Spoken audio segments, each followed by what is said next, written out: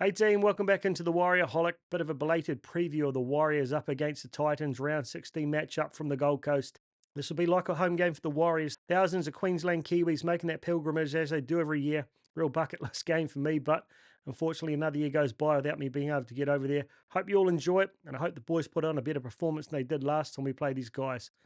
I've had a bit of a hectic week this week with work and a bit of stuff going on at home and haven't had a chance to put together a detailed preview, but I thought why not chuck something up now, a bit of a short one. The teams have been cut down at the 24-hour mark. I thought let's have a look at the lineups and see how the boys might go. Just a quick look at the history. 33 games played over the years. Warriors winning 20-13 to the Gold Coast. So one of the teams we've got a better record against. Let's hope that continues, but certainly didn't back in April when we thought we were going to clean these guys up. However, they got it done. Warriors not managing to come back. AJ Brimson on the night cutting us up. Some of those line breaks from about halfway. Too much speed for us. I really hope that's not the case again tomorrow night. Looking at the form guide over the past 5 rounds, they've won 2 games from their 5 and we've won 3, so not too dissimilar. Both teams having an up and down season.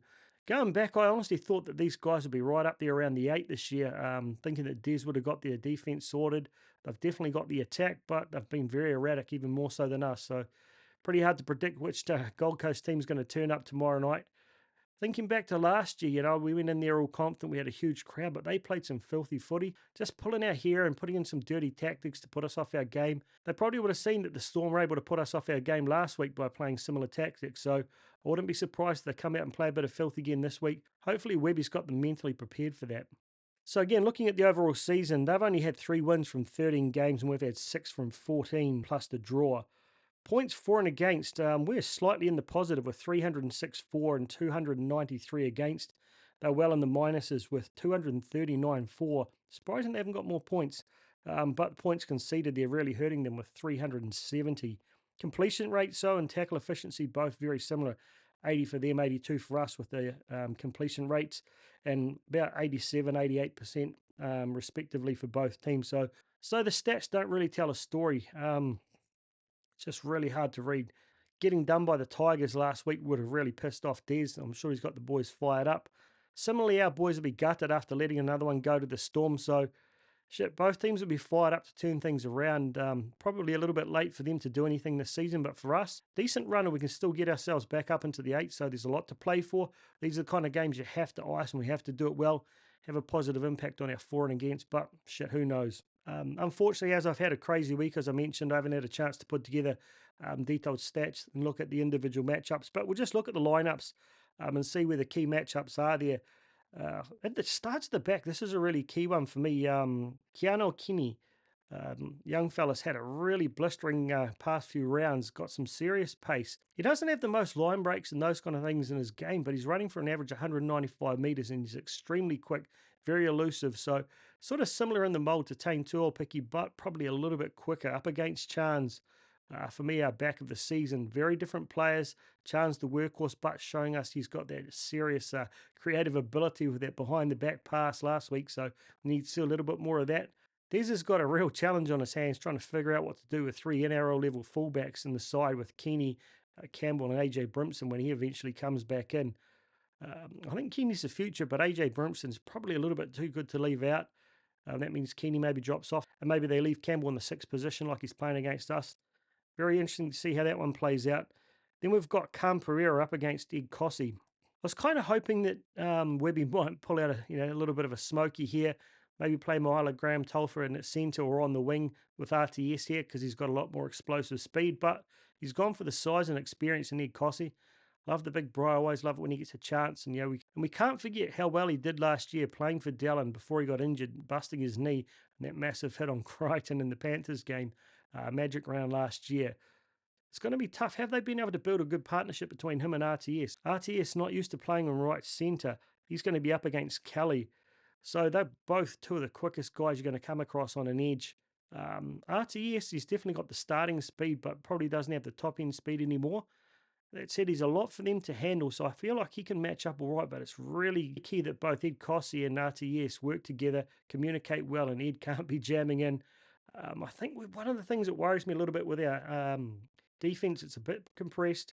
We leave a little bit of space on the outside and give these guys a bit of forward momentum. They could burn Ed on the outside. But trust the big fella to step up and have a massive game for us, and I hope he gets a couple of tries. On the other side, we've got this young fella, Alec Winky. I don't know too much about him. He's only played 7 games total, 3 games this season. He's a big fella, metre 92 and 105 kgs. Defends about 95%, but only running for about 45, 50 metres a game. So he's going to be a big handful for Pompey playing on the other side. And Philip Sami up against Montoya. So he's got some wheels as well. Speed to bird in their back five. I trust Pompey and Montoya to defend well here. They struggled a little bit against Whalonga last week, but you'd have to think they've worked on that and come up with some ideas to handle the pace. So pretty even matchup here if our boys can get it together. I think we work on class, they work on speed. Then in the halves, we've got Jaden Campbell, fullback playing at 5'8". We know he's going to be a running player. He has got good hands. He's going to be a real handful around the ruck. But look for us to be running some big traffic at him and try and sort of tire him out, maybe break him a little bit. And at 7, the old wily fox, Kieran Foran.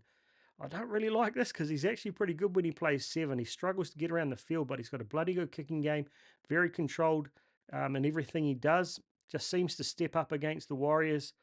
But Tamati Martin and SJ have another opportunity to kind of prove that they can make this halves combination work. Tamati Martin probably going to play the dominant role again.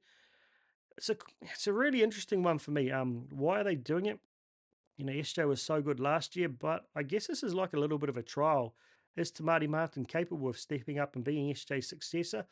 I think if he can continue the form he's showed over recent weeks when he was playing in the 7 jersey, he's given a lot of people hope that they didn't have, that maybe he is the heir to the throne. I really hope they can get a little bit more balanced in their kicking. Struggled last week. I think we kicked for a total of about 450 metres, well down on what we're normally capable of. We're normally up well over the 600 mark. I hope they give SJ a little bit more of the kicking, maybe give Tamati Martin a little bit more of the running play.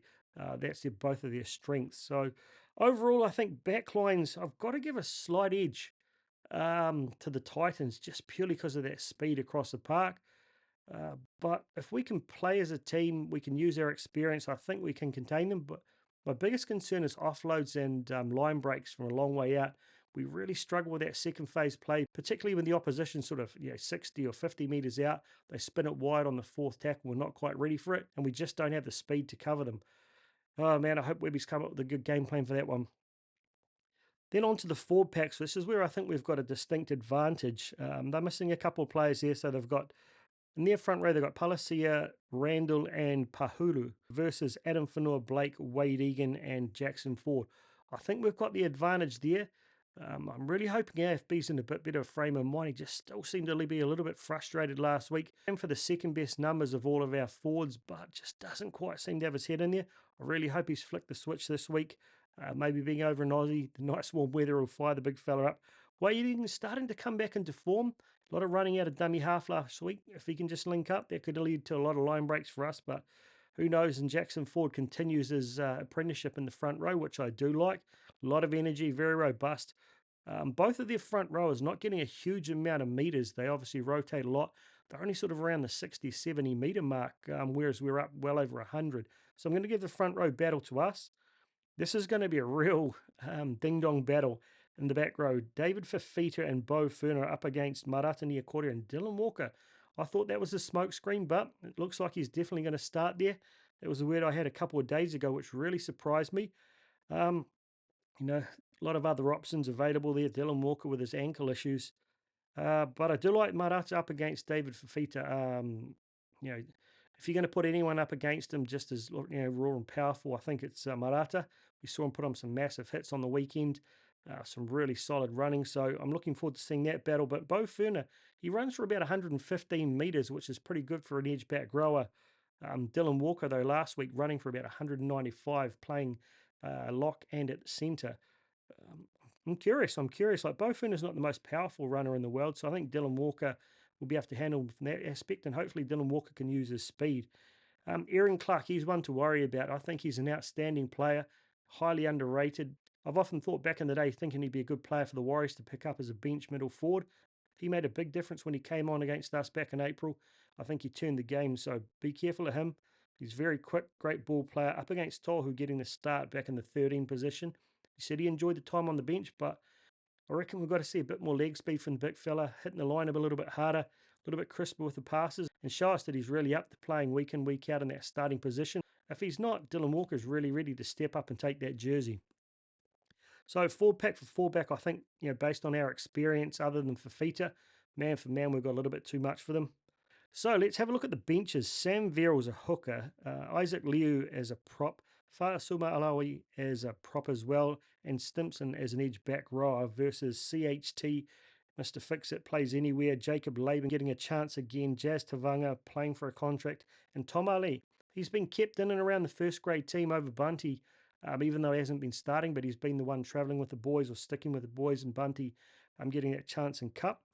But Bunty at 18th man, that's potentially the only change I could imagine is maybe they sneak Bunty into a front row, maybe move forward back onto an edge and Dylan Walker onto the bench. It's really hard to know. If they did that, maybe Tom Ali will drop out. But overall, I think for balance, energy, experience, skill set, versatility, I rate our bench over those guys. But so often this season, I've learnt to not underestimate the opposition. But overall, I think backs, they get a slight edge on us in the speed. In the forwards, I think our guys have got bigger motors. They play bigger minutes, run for more yards, more post-contact meters in the bench. I just think the energy and the versatility should be enough for us to get it done. I really hope the boys can step up and make a statement. I'd love to see us put 50 on these boys and put a cross through them for 2024. But who knows? Who knows? As I said, I think they'll play grubby. I think they'll try and put us off our game, but we've just got to break them. We've just got to prove that we have still got what it takes to get well into that 8 and play another game like we did against the Cowboys. What do you guys reckon? Any thoughts on the lineup? Anyone you would have preferred to see in there? Any late changes you think might happen? And what's your final score prediction? I'm going to say 38-18. The Warriors are going to make a statement and get back on the track to make the finals. Up the mighty Warriors. See you next time.